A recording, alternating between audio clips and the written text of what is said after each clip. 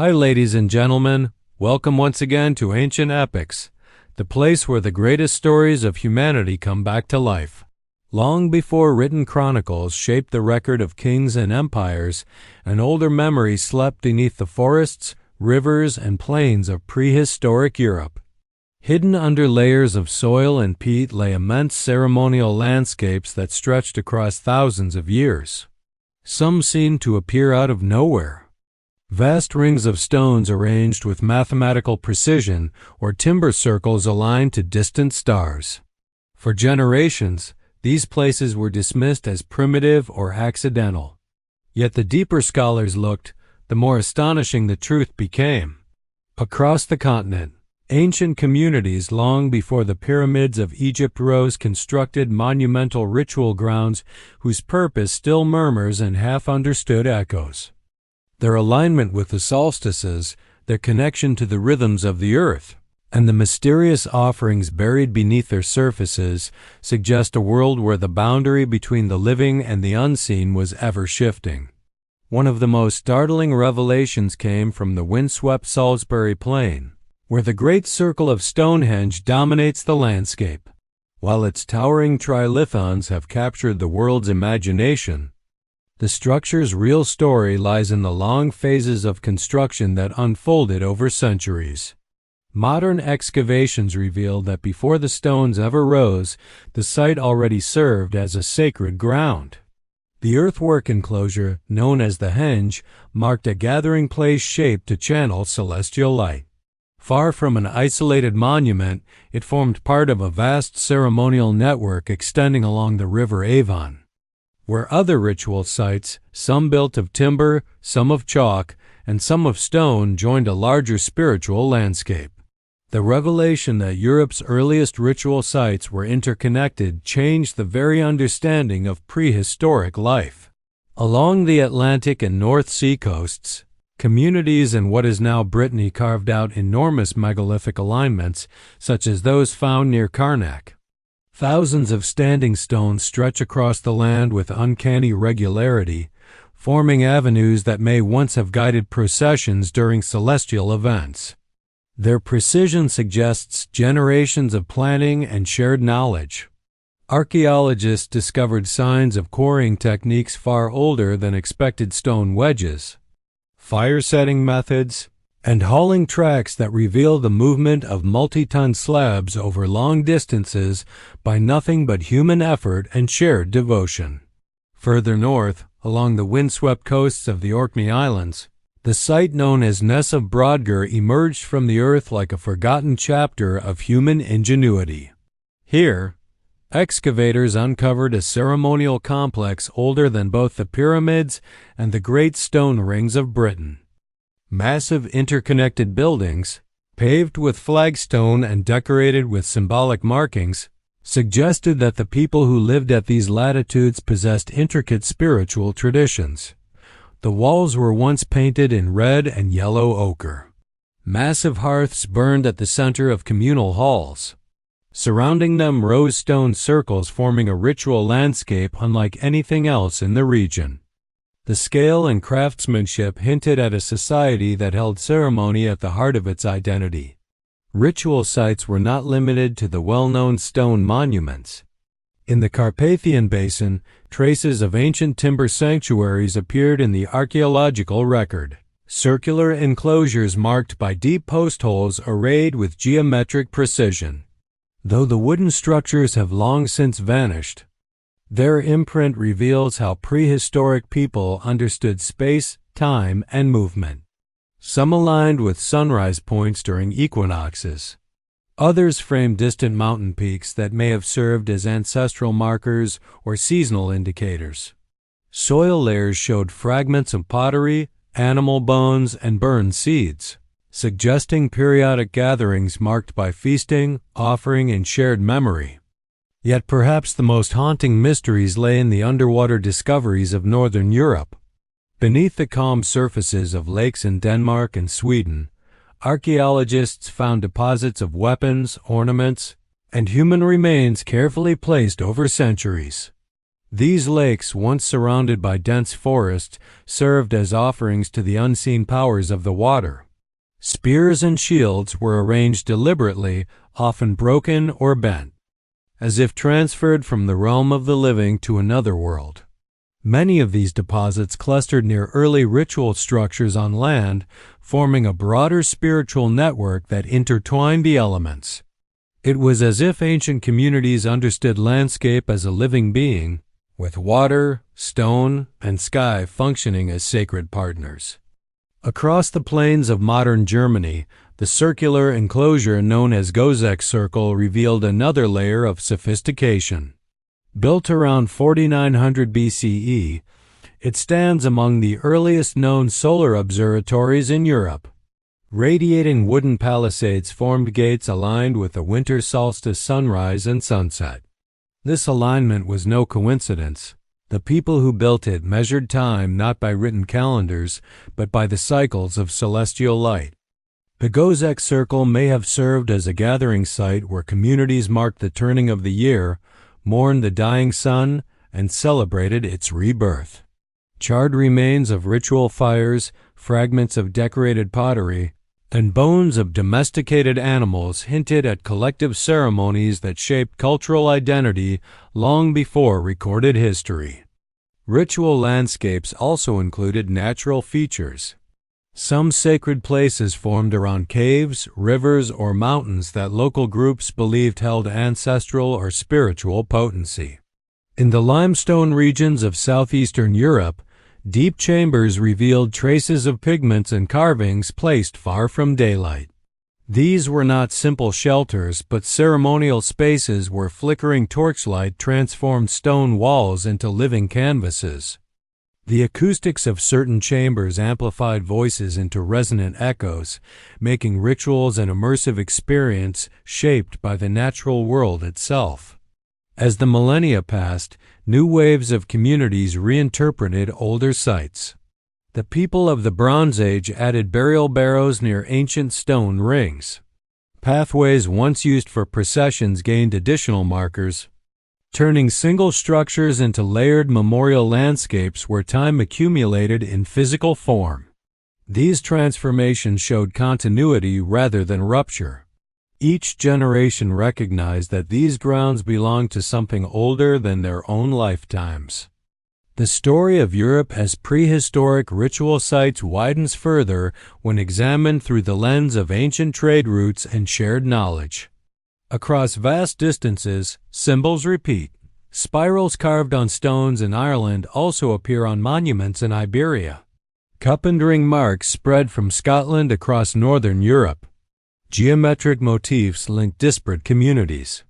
These similarities hint at networks of cultural exchange. People did not live isolated lives. They traveled by boat along the Atlantic coast, crossed mountain passes, and followed rivers deep inland. Along these paths, ideas about sacred space moved as readily as goods, giving rise to ceremonial traditions that spanned thousands of kilometers. One of the most striking interconnected regions emerges in Galicia and northern Portugal. Here, the megalithic tombs known as antas and mamoas stand as silent guardians of ancestral memory. Many were decorated with solar symbols and geometric motifs carved with careful precision. Archaeologists uncovered pigments along their interior walls, especially red ochre, a sacred substance used in rites across the prehistoric world. These tombs did not function merely as resting places for the dead. They formed ritual landscapes linking communities across generations. Approaching the tomb through a long passageway mirrored symbolic journeys between darkness and light, death and renewal. Far to the northeast, another enigma emerged in the great ceremonial site near Göbekli Tepe. Though located outside Europe and belonging to a much earlier age, its discovery reshaped the understanding of prehistoric ritual life across entire continents. Its monumental T-shaped pillars, carved with animals and abstract symbols, demonstrated that complex ceremonial architecture existed long before settled agricultural communities took root. While not directly connected to European sites, its existence offered insight into a broader ancient pattern, that the earliest monumental structures served spiritual rather than domestic needs. This revelation encouraged archaeologists to reconsider Europe's earliest landscapes, suggesting that ritual preceded many other social developments. To the north of the Danube, a remarkable discovery came from circular enclosures clustered across Austria, the Czech Republic, Slovakia, and Hungary. These structures, known as roundels, resembled early ceremonial sanctuaries defined by concentric rings of ditches and palisades. Their entrances aligned with astronomical points, summer and winter solstice sunrises remain the most consistent markers. When viewed from above, these roundels form geometric patterns expressing an early European tradition of sky-oriented sacred architecture. Their builders possessed deep understanding of horizon astronomy and the passage of the seasons. Rituals conducted here likely marked agricultural cycles, initiation ceremonies, and collective gatherings that reaffirmed social bonds. Evidence of ritual also emerges from unexpected places. In peat bogs across northern Europe, ancient bodies preserved by unique soil conditions reveal a haunting chapter of prehistoric belief systems.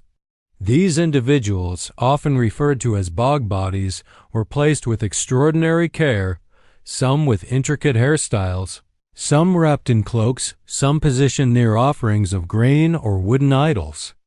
The bogs themselves were liminal zones, neither land nor water, perhaps seen as gateways between worlds.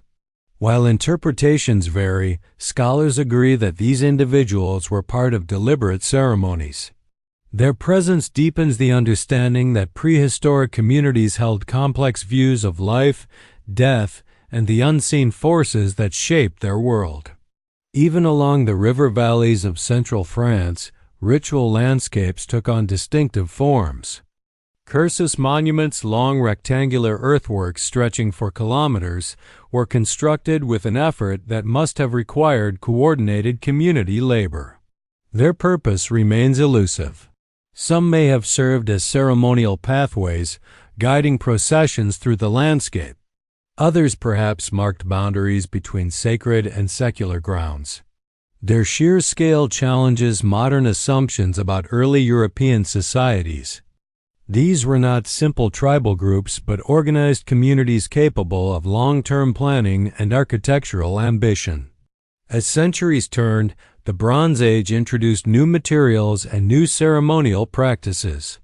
The refinement of metalworking opened avenues for symbolic expression. Gold lunulae from Ireland, bronze axes from Scandinavia, and elaborate jewelry from alpine regions were deposited at ritual sites as offerings. Their placement within rivers, lakes, or specially prepared pits demonstrated belief in the sacred exchange between people and the forces governing their world.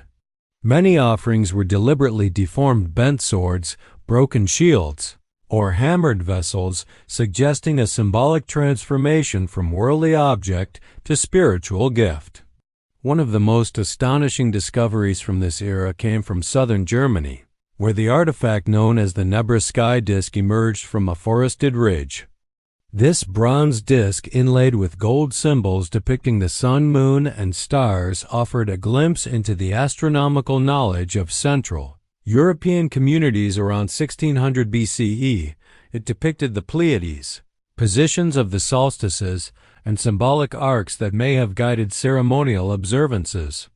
While not a ritual site by itself, the sky disk connected directly to ritual practice. Archaeologists later found that the ridge where it was buried had sightlines aligned with the solstice sunsets, reinforcing the belief that ancient Europeans saw the heavens as a divine clock guiding ceremonies of renewal. Scandinavia also produced ritual landscapes shaped by maritime life. Along the coastlines of Sweden and Norway, stone settings and the shapes of ships dotted the land. Known as stone ships, these structures may have served as memorials for the dead or as symbolic vessels for ceremonial journeys. Their alignment with the sea suggests a belief in cosmic navigation, where life itself was a voyage across visible and unseen waters. When the winds howled across these stone forms, the sound echoed like ancient oars striking the waves, adding a mystical dimension to the ceremonies once conducted there. In the Alps, high-altitude sanctuaries emerged atop exposed ridges where ancient people left offerings of ceramics, bones, and metal objects. These remote sites, accessible only through challenging climbs, highlighted the symbolic power of height. Mountains served as bridges to the heavens. Conducting rituals at such elevations demonstrated reverence for forces beyond human reach. The labor required to transport offerings to these heights reflected a devotion that transcended daily life. Across all these regions, a unifying pattern appeared. Rituals were never conducted in isolation. Each site formed part of an interconnected landscape shaped by memory, belief, and environmental rhythms. Communities understood their surroundings not as empty space but as sacred geography. Stones marked celestial events. Rivers symbolized journeys. Forests sheltered ancestral spirits. Together, they created a continent-wide mosaic woven from thousands of years of devotion.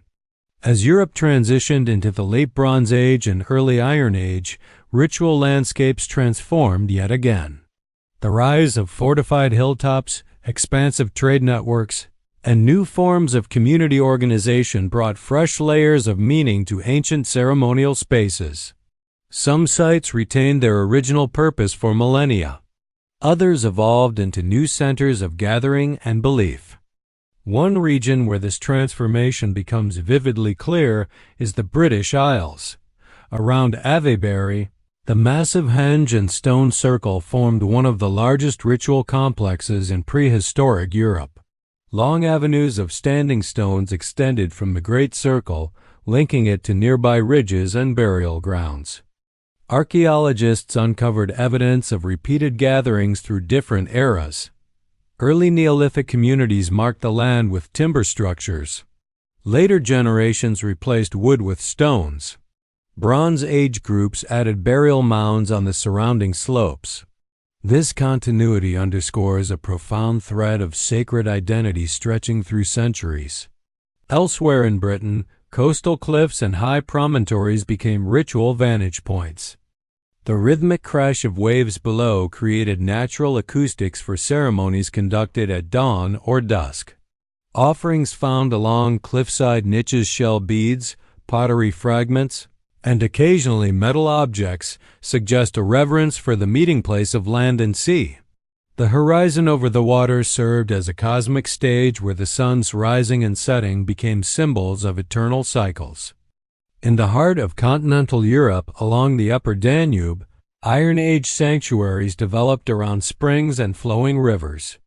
Water, long revered as a conduit between worlds, gained renewed spiritual significance.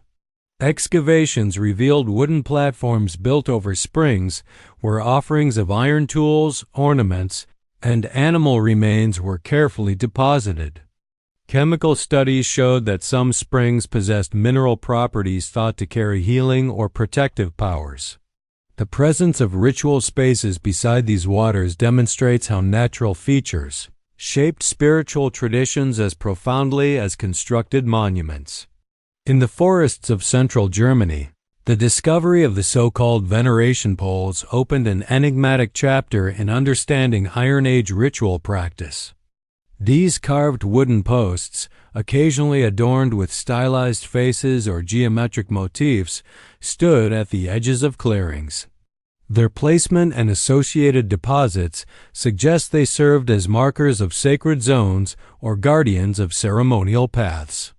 Though the wood has rarely survived, impressions left in the soil reveal their arrangement in circles or lines, reinforcing the idea of ritual architectures made not only of stone, but also of living materials drawn from the surrounding forest.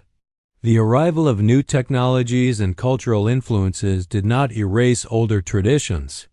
Instead, they merged with them, creating layered ceremonial landscapes. For example, in the Rain Valley, early Iron Age communities incorporated ancestral burial mounds from earlier eras into new ritual activities. Fires were lit around the mounds during seasonal festivals, and pottery offerings were placed at their bases. In this way, the living honored the ancient without dismantling or overwriting it. To the far north, in the tundra landscapes of Finland, a different kind of ritual site emerged, offering cairns built along lake shores and hilltops. These small stone piles, placed with thoughtful precision, held metal objects, animal bones, and occasionally carved wooden artifacts. Their locations took advantage of wide horizons, where the dance of northern lights would have filled the sky during winter nights. Ceremonies here likely drew upon a profound relationship with the sky, where shimmering light and darkness shaped the emotional and spiritual rhythms of life. Meanwhile, across the plains of Hungary and Slovakia, circular enclosures from earlier eras continued to influence ritual landscapes. Even after the original wooden palisades decayed, later communities reused these circular spaces for assemblies, feasts, or funerary rites. The circles themselves became symbols of continuity, representing the unbroken flow of time. Excavations revealed layers of activity spanning centuries, charcoal from repeated fires, pottery fragments from different cultural phases, and occasional deposits of metal objects that belonged to later periods. As scholars pieced together these discoveries, a broader picture emerged. Prehistoric Europe was home to ceremonial landscapes that were as complex and meaningful as those of ancient civilizations elsewhere. The absence of written text did not signify an absence of knowledge. Observation of the sky, awareness of seasonal cycles, and deep connection with the land formed a body of wisdom transmitted through ritual itself. Astronomy continued to play a crucial role. Many late prehistoric monuments aligned with the rising of prominent stars such as Sirius or constellations like Orion. These alignments may have guided agricultural planning or ceremonial gatherings. They also connected earthly events with celestial patterns, reinforcing the belief that human life followed the same rhythms as the cosmos. Trade routes further enriched ritual practices. Amber from the Baltic reached the Mediterranean. Copper and tin moved through mountain passes. Decorative motifs traveled alongside goods. Ceremonial objects found far from their places of origin reveal a continent humming with exchange. Yet rituals remain distinctly local, molded by each landscape's unique character. From the Iberian Peninsula to the Baltic Sea, communities carried forward traditions shaped by their ancestors. They built stone circles, timber sanctuaries, lakeside offering sites, burial mounds, and earthen enclosures. They honored the turning of the sun, the spirits of the water, the memory of their lineage, and the mysteries of the sky.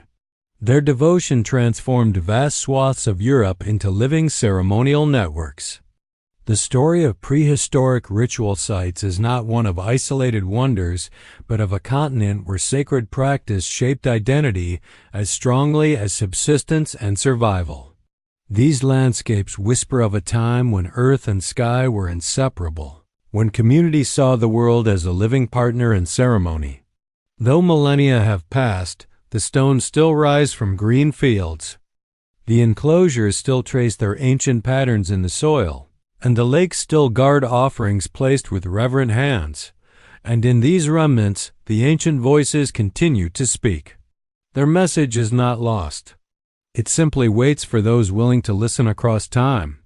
If these ancient voices touched your heart today, please consider subscribing to Ancient Epics and ringing the bell so you never miss the next forgotten tale.